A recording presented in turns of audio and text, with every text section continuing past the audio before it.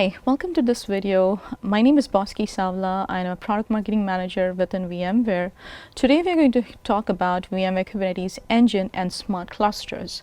VMware Kubernetes Engine is a SaaS offering from VMware that allows developers and IT operators to consume Kubernetes clusters as a service. Now, specifically, VMware Kubernetes Engine offers smart clusters. So what are these smart clusters? Let's talk about them. Now, VMware Kubernetes Engine, or VKE, runs on a public cloud. It's multi-cloud enabled.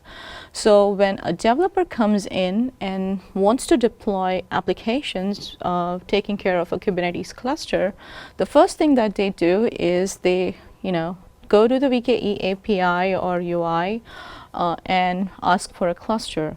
And that's a smart cluster that we are talking about. Now, what do we really mean by that? As developers start coming in and they go to the VKE API or a UI, they are going to request for a cluster that's in a specific public cloud. Let's say this is AWS, for example, and they're going to say, okay, I want my cluster to be in a specific region, and that's about it, and the name of the cluster.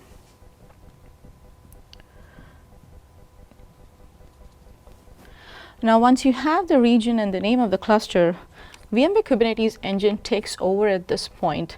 It really doesn't want the developer to worry about what would be the cluster size, how many worker nodes do you need, how many master nodes do you need, etc. It just takes care of everything from that point onward, including what instance to provision to make optimal use of resources. So at that point, but depending on the region, VMware Kubernetes Engine will talk to that public cloud IaaS endpoint and select the specific region the developer had requested and start building the cluster. The way it does is every Kubernetes production cluster is deployed across multiple availability zones within that region.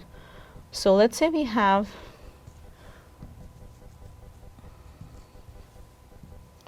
within that region, for that public cloud, we have 3 different availability zones. This is availability zone A, this is availability zone B, and this is an availability zone C.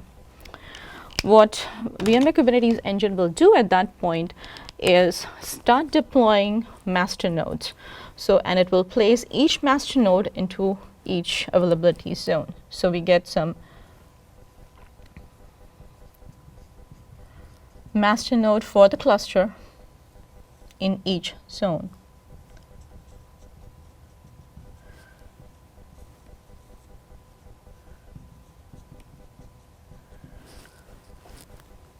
Now that's as simple as that. VMware Kubernetes Engine will then give back the developer the API endpoint to talk to this cluster.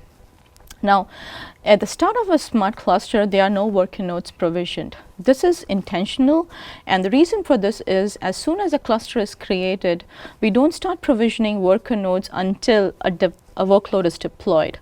Now, let's say this developer starts deploying workloads or applications. And they can do this using native kubectl commands because VKE will give them back the kubectl credentials to log into the cluster. As developer starts deploying application, VMware Kubernetes Engine will start provisioning worker nodes across availability zones. Now, it will provision worker nodes as needed, which means, let's say in my app only needs a single worker node that has a specific CPU and memory limit. Depending upon the YAML file that you specified for that application, it detects the worker instances needed to provision, and it only will provision that many worker instances.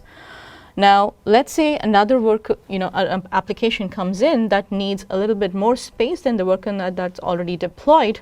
VKE will automatically provision another worker node for you, and it will place the worker node in a different availability zone and kind of go round robin in the placement of the worker nodes.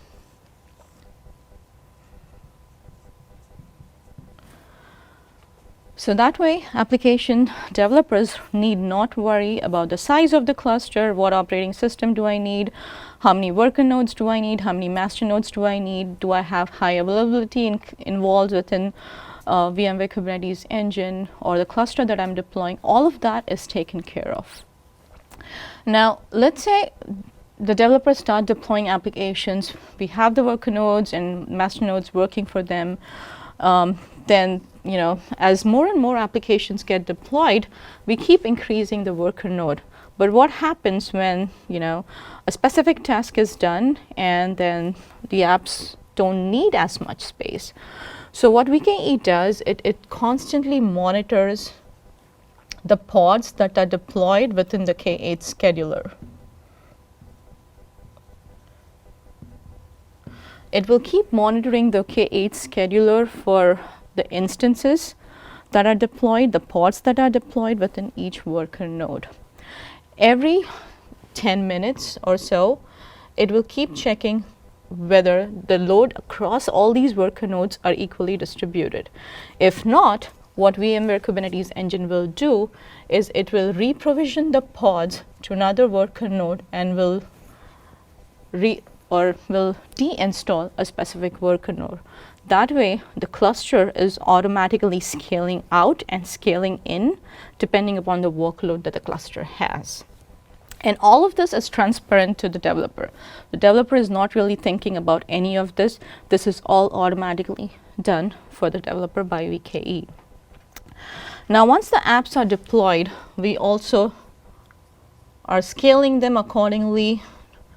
Now, another instance of Kubernetes version comes up and the developer wants to upgrade their cluster to that specific version. So we want to now upgrade.